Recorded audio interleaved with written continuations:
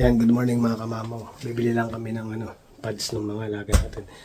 Gusto ko lang pakita sa inyo yung pagbukas ng pintuan mga kamamaw. Tingnan nyo yung itsura ng labas. Hinihingal ako mga kamamaw. Dahil ang lakas ng snowfall ng mga nakarang araw. 2 days na siyang diretso. Pero tingnan nyo siya ngayon mga kamamaw. Grabe. Yan o. Tingnan mo sasakyan natin kamamaw.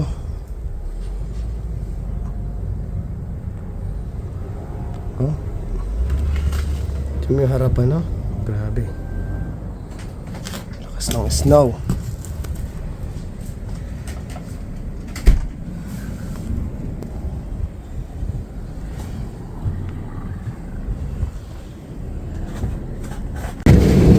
Ay, grabe mga kamamo. Hinihingal ako. Grabe ang kapal ng snow.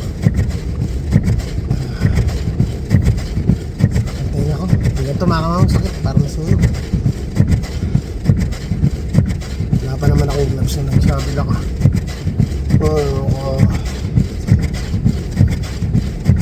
Akala natin pa spring na mga kamamang, mapahabol po yun. Baliktad. Late dumating yung winter. Ibig sabihin nalamban tayo kung hindi nagka-winter dati ng maga. Ngayon na mahabol. Dito na talaga. Sa usual kasi mga kamamaw, parang March 18.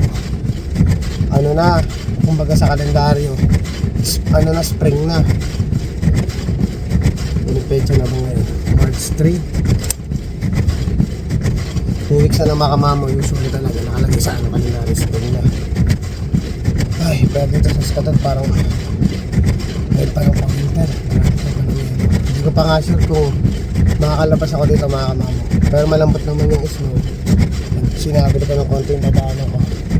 Busy. Sama ko si miss ko. Kasi naubusan na ng training pad si Chopper. Hindi sila masyadong naihina po sa labas. Nalalabas sila pero minsan bumabalik din agad. Din kasi makapal yung snow. Naglalaro sila pero hindi nila napapriority yung magpupo agad. Ito naman nakalabas ako. Ano mga kamamaw sinasabi ko. Pag napalakaw kami, ako iyak kamamaw.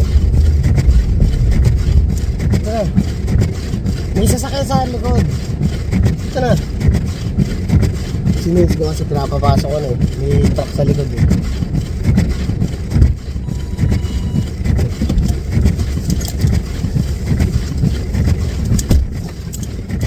Sana mga palahaw.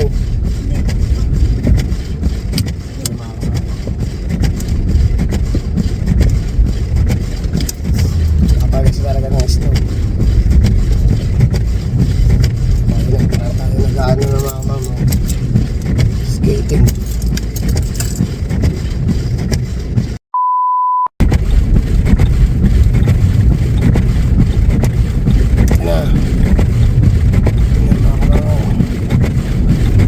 Palang snow.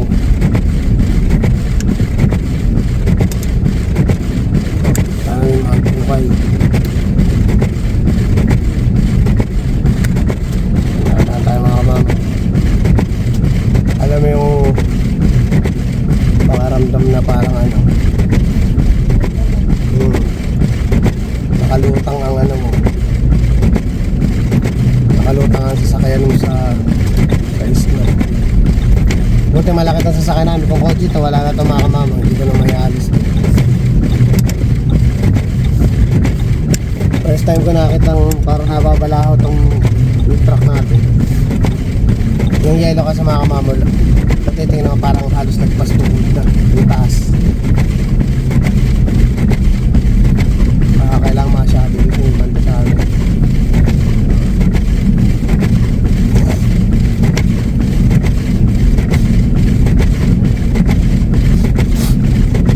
Pero yung mga alaga mo, tuwan-tuwa pag nilabas mo doon, takabuha sila sa legend. Andun sumisisit sa snow.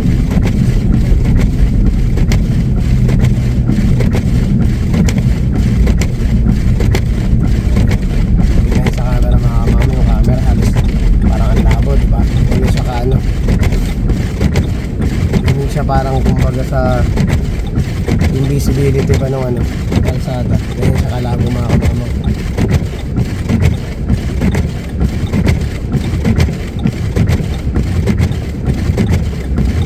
So, grabe, first time mo makita mga alang sasakyan. Walang masyadong sasakyan mga kamama. So, mas maganda talaga, wag na lang lumabas. Kala kung wala ka naman talagang importante nga lang. Ka na lang lumabas mga kamama. Sa bahay ka na lang. For sure yan sa may mga looban na marami na pala.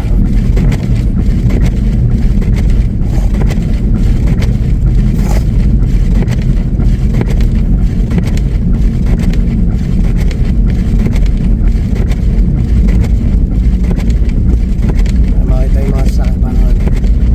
Alam mga Tokyo.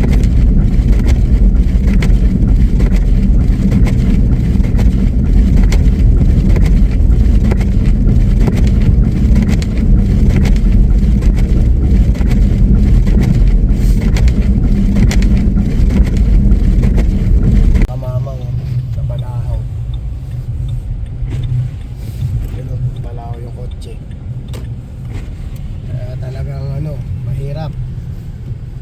Kasi may nagsasabi na. Tayo natin dito sa gasolina. Yung bundok na yelo na. Maraming mga mama.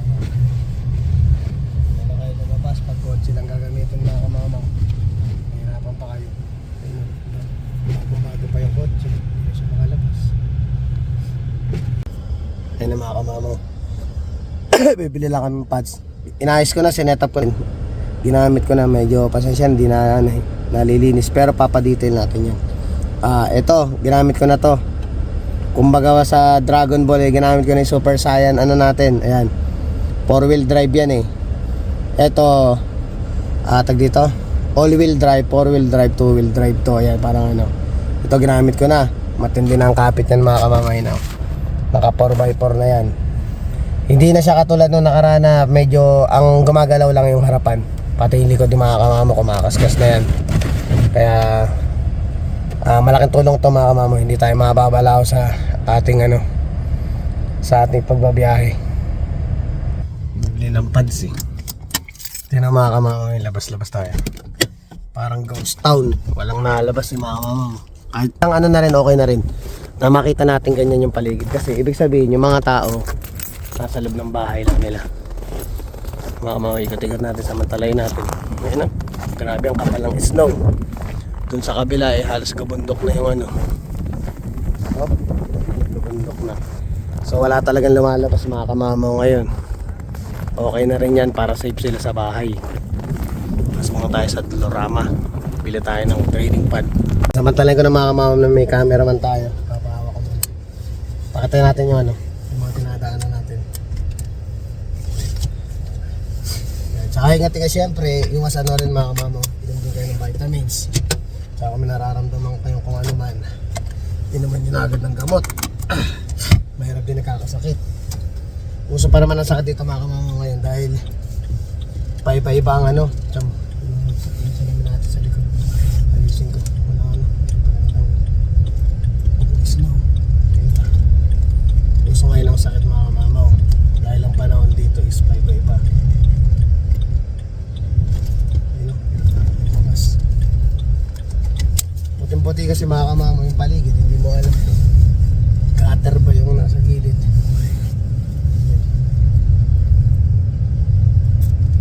Pakita mo nga sabi natin ang ating mga subscriber.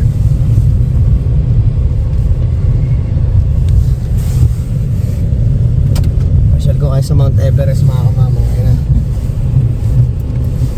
na tayo sa Mount Everest. Kita nyo mga kamamaw, grabe. Gabundok na ang snow. Gabundok ang snow mga kamamaw. Nakasagot natin ito sa mas maganda-ganda na yung hatak mga kamamaw nung nilipat natin yung ano.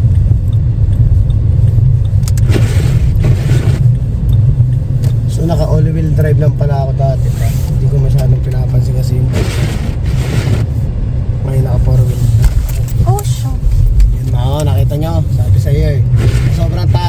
snow, hindi ko na alam kung nasan yung gutter. Nagulat si Buntis. Best hanggang tayo, di ba? Dito ka naman. Dito sa Caesars, di ba? Di ba may bibili kang paanong naman? Ayo, bumili ka mo ng ulam. Yan, bibili muna siya ng ulam niya. Di na kami magluluto ngayong araw na to. Tataas pa tayo. Oo, okay tayo sa taas. Yan. Yan, tsaka paano ingat-ingat kayo. Inom ng gamot. Yan. Hindi nakapag-vlog si Kamamaw na ilang araw. Yung ano natin, schedule, tsaka yung pakiramdam natin mga Kamamaw is talaga ano eh. Ang hirap tansyahin ng pakaramdam ng katawan ko ngayon. Minsan parang kala mo lagi ako magkakasakit. Init-lamig nga mga Kamamaw nangyayari dito.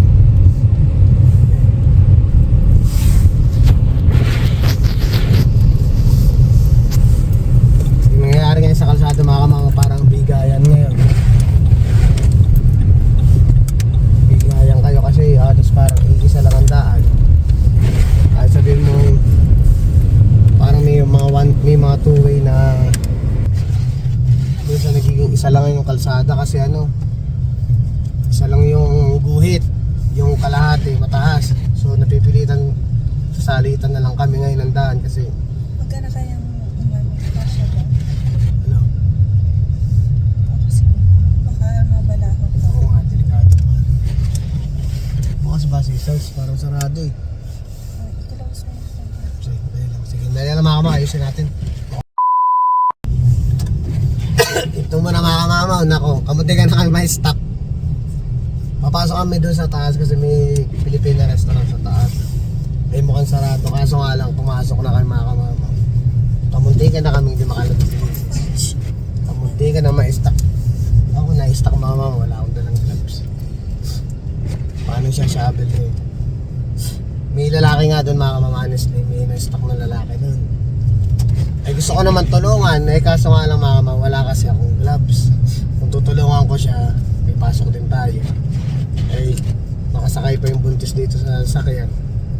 Di pa kumakain. Nakakonsensya ako mga Kamamaw, pero syempre kung tutulungan ko siya baka mamaya, alam mo naman naging sakitin niya mga Kamamaw, wala pa tayo nalang gloves ngayon, baka mamaya magkasakit pa ako pagka ano, mahirap na. Pag mo na lang na paganyan, huwag mo nang i-part ng ano. Ito naman kahit pa paano sinabil nila, yung nasa taas mga Kamamaw, grabe, para ka nasa bundok. Para pa naglabas tayo mamaya. Ano na? Ay na po mga Kamamaw, kamunti ka na sila mga Kamamaw, may stock. Wala naman sasakyan. Bumili ka na lang ng toast na lang. Noodles naman lang sa bahay. Pag winter time, noodles time. Baka ka ba? Yan, nasagot na. Nasagot na mga Kamamaw ang tanong ni Mrs. Nasana daw mga walang pasok. Yun. Lahat ng pinunta namin mga Kamamaw ay sarado. Ang bukas lang yung Dolorama, yung Asian store sarado, yung Filipino restaurant sarado. Tsaka syempre yung trabaho namin hindi magsasarado. Sino? Baka makandado ka pa sa loob. Ganun kabisi ang co-op pag ano. Honestly, nag-ano na sila eh. Nagtawag na sila ng overtime, excuse me. Pero syempre, ano din yan, may istorya din yan mga Kamamaw. Yung naalala ko yung co-op natin ng pandemya. Singit ko lang sa vlog natin. Yung co-op ng pandemya talagang halos lahat mga Kamamaw is nagsarado. Halos hindi sila nag-ooperate nung nagka-pandemya nga mga Kamamaw. Co-op warehouse mga Kamamaw. Yun yung kumbaga pa, proud ako mga Kamamaw dahil isa ako dun. Tsaka karamihan dun ng mga katrabaho natin is puro Pinoy.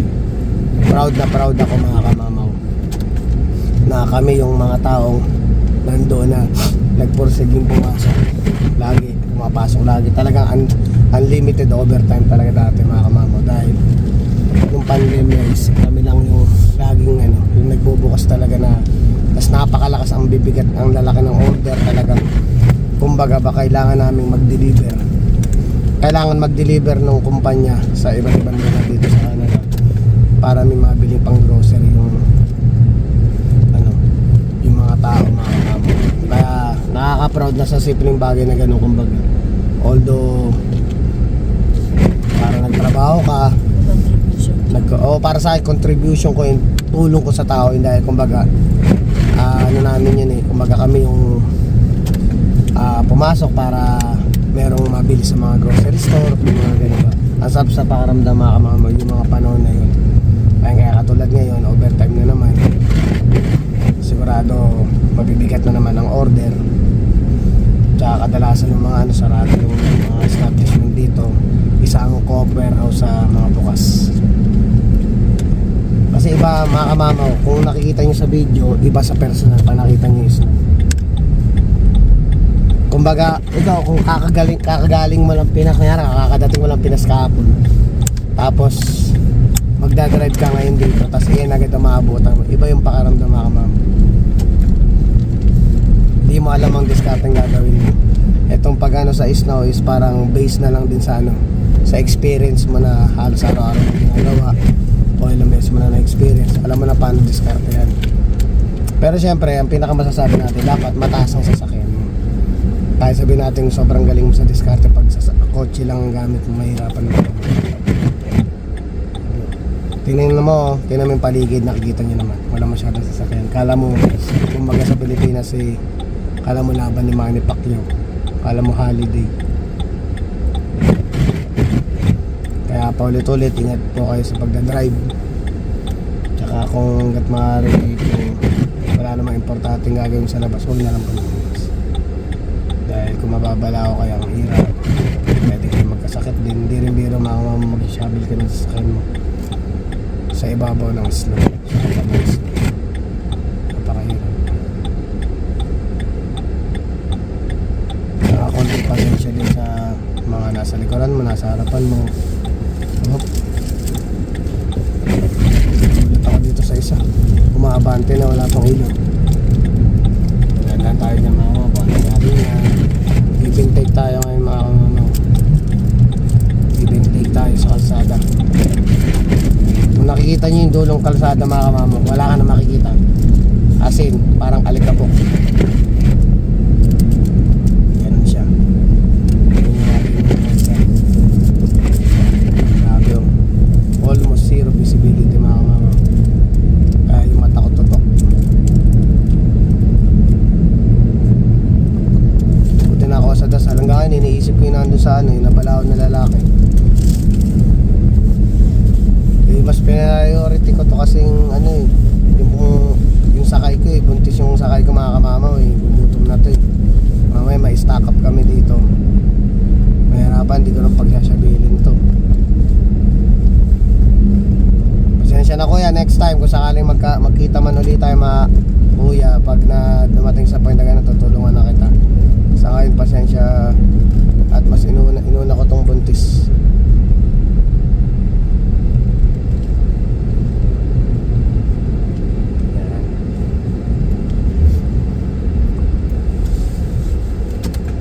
Yung pala din mga kamamaw, share ko din si Chopper. Parang nagka-yeast infection. Pero medyo naagapan ko na siya ngayon. Na-realize ko, tsaka nagkausap kami ni Denmark, nakuha lang yun sa di ba, nakaraan bumababa yung temperatura ng dito sa lugar namin. So natutunaw yung snow. Yung backyard namin nagkakaroon ng putik. Siguro yung bacteria nung dun sa may backyard, dun sa mismong lupa, kahit na hindi lang yung pakaramdam namin na nililinis namin ng maayos yung paa ng aso, kulang pa pala yung linis. Dahil malinis naman talaga kami when it comes sa kasi yung mga aso katabi namin matulog yan, kaya talagang pag lumalabas yan nakapunas palagi yan. Kaya si Chopper, ayun, nagkaroon ng parang infection. Hindi Di naman to sobrang malala dahil naagapan ko na. So may binili rin tayo na ano, pang spray. Papakita ko sa inyo pag uwi ko sa bahay. Papakita ko sa inyo yung pang spray. Baka sakaling makatulong dun sa mga merong may American Bully na ano, na kailangan ng mga parang antibacterial ano. Yung pang spray nyo lang ngayon hanggang sa matuyo. Make sure yung ano ngayon, ito, may direction man dun eh, pero sabihin ko na lang din yung nabasa ko. Make sure hindi madidilaan ng aso nyo yung ano, yung i-spray nyo. Kung maaari, kung in-spray nyo, bantayin nyo muna yung aso nyo mga 10 to 5 minutes pag natuyo. Tsaka nyo ano yun, kasi baka dilaan agad eh. Tayo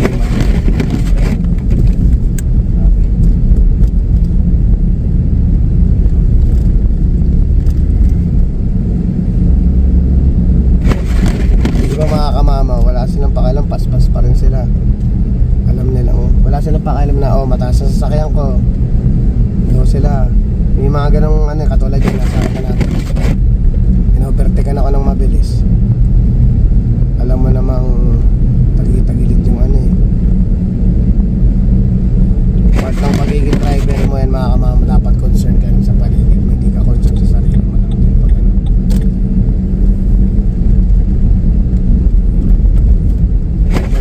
Akala mo kumbaga sa ano eh, kumaripas para tuloy ako naaalikabukan, parang gano'n nun natin dahil mataas ang sasakayan niya, wala siyang pakialam sa ano, sa madadaan. Yung mga mapakita ko sa inyo mamaya pala yung gamot. Medyo okay na siya, hindi na siya masyado nagkakamot. Sinisita ko din kasi mga kamot bigla magkakamot siya nung nakarang 2 day off ko. Every time magkakamot siya, sinisita ko yung alaga natin.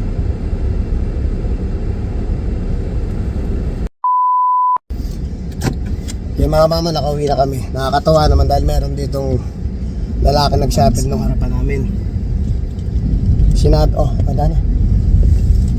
Sinabil yung harapan ng bahay namin. Sabi ko sa kanya, hintayin mo ako, nakabutan ko siya. Wala kang tulong yung ginawa niya sa akin dahil hindi na ako magsasabi. Lee.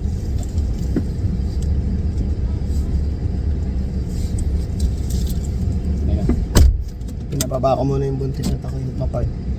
Aabutan ko yung lalaki.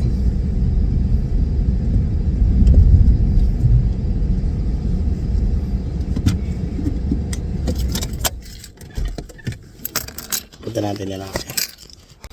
What's your name? Usually, I'm a vlogger. I'll just put you on my vlog. Thanks for shoveling my place. What's your name again? Kelly. Kelly, yeah. Thank you, man. Ano mga kamamo? Bait eh. Inabutan namin. Ano, malaking tulong yung mga kamamo. Hindi na ako magsashovel. Sabi ko sa kanya, pag may oras siya, gusto niyang ano, shovel lang siya dyan, nabutan ko siya ng pagkain. Are you not cold? Or you're used to it? Oh yeah. Thanks man, I really appreciate what you do. Yeah. Take care outside. Okay. Thank you bro. I really appreciate it. Yeah, sure. Ayan pa yung mga bata. Wala sa kanila yung lamig. Mga kamama, bibitinin ko muna kayo. Hanggang dito na lang yung vlog natin at mag-asikaso pa at papasok pa tayo sa trabaho. So please don't forget to like, share, subscribe, and hit the notification bell for more updates of my video. See you mga kamama. Ito pala yung mga kamama. Ayan na. Yung ginamit natin pang spray. Okay, chopper.